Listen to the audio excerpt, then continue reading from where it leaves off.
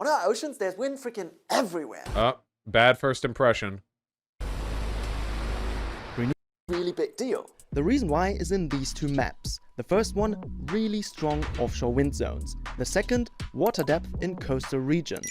Put them together and you see a lot of the strong winds are blowing in coastal regions where the sea is deeper than 60. It's just really difficult to do construction in the water. I mean, like, imagine if you were given like a 300-foot tall metal pole that weighs like 50 tons and told, okay, this has to stand perfectly straight and you have to bury it in the ground 50 feet down, like, you know. Meters. The big problem is that bottom-fixed turbines get way too expensive when you build them in waters deeper than 60 meters. The construction costs... 60 meters? That's nearly 200 feet. Jesus Christ. The engineering.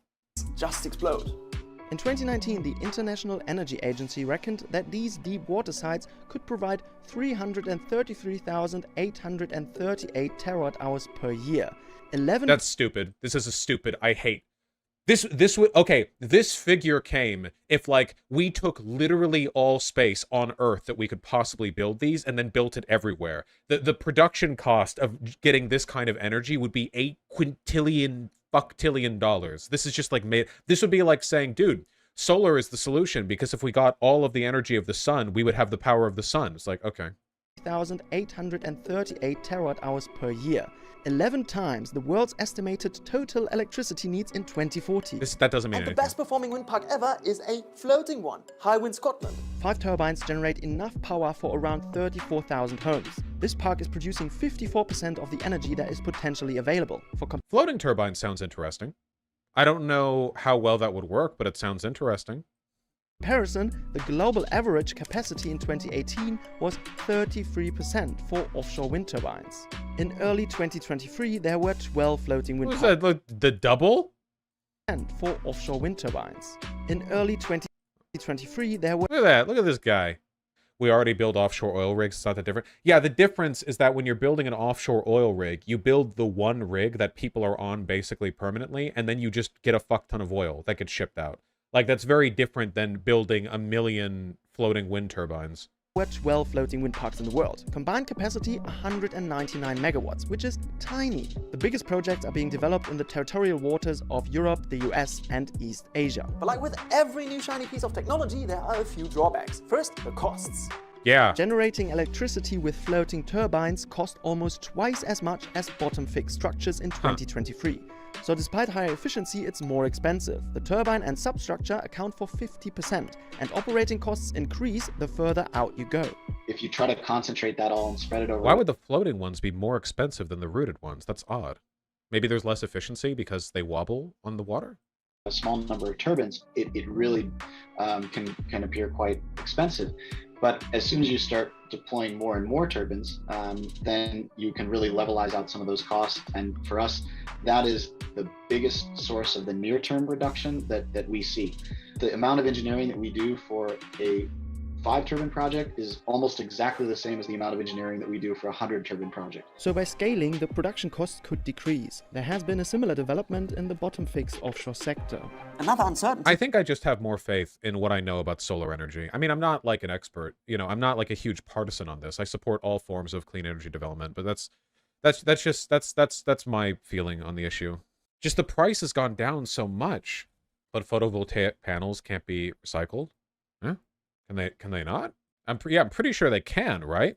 A photovoltaic panel is just, I mean, the materials are, I think the difficulty is that they're annoying to recycle because a lot like old computer parts, you know, even if the materials in them are useful, they're so thin that like stripping them down to recover the constituent parts is kind of a annoying waste.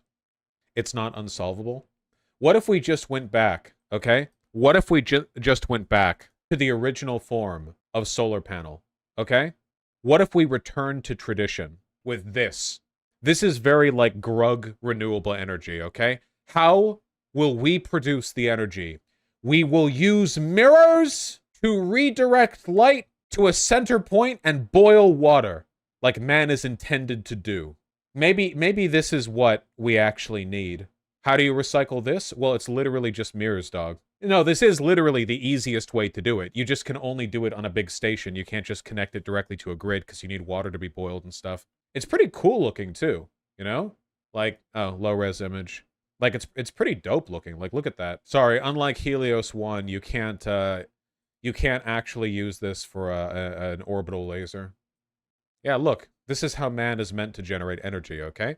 The sun bounces off of the heliostats into the absorber, and then it does the thing over here or whatever, and then there's some kind of radiator and a condenser, and then there's a chugga-chugga-choo-choo engine, and then it turns into power. Just like that. You idiot. This honestly seems like it's super low maintenance. Well, we can take a look right now. Hold on. This technology is not new. The Evanpah Solar Energy Facility is one of the largest solar thermal energy plants in the world. It is spread out over 14 square kilometers and can power 140,000 homes every year. That's pretty good, I feel like that's pretty good. Oh, fuck off. Really? From newscientist.com? It's higher maintenance than normal panels, so many moving parts. Yeah, it might be higher maintenance for the mechanical operation of the motors that move the mirrors around, but I feel like a lot of this, like, we're talking pretty easy to build and recycle, right? Like, the only tech that's happening on the ground here is you have motors that move the mirrors to reflect the sun, like there's a computer that determines the optimal angle. Unfortunately, the one in my hometown, Lancaster, closed because the mirrors were high maintenance. Really? Aw, man, I really want this to be it. At the plant's official unveiling, California Governor Arnold Schwarzenegger praised the e-solar solution. Also, these make birds literally explode instantly. Oh yeah, if you were a bird and you flew in the path of this, you would simply instantly explode. The amount of invisible heat energy right around this area is obscene. Performance data from U.S. Treasury Department. This was approximately 12.6% of the expected power generation of the initial estimate. Yikes. 539 megawatt hours. Yeah. Shut down for commercial operation. Deemed too costly to operate except in the sunniest of days. Okay, photovoltaic it is. Could we not, like, thermal energy? Oh, this is just all thermal power. I'm talking about geothermal. As of 2019, the worldwide geothermal power capacity amounts to 15.4 gigawatts.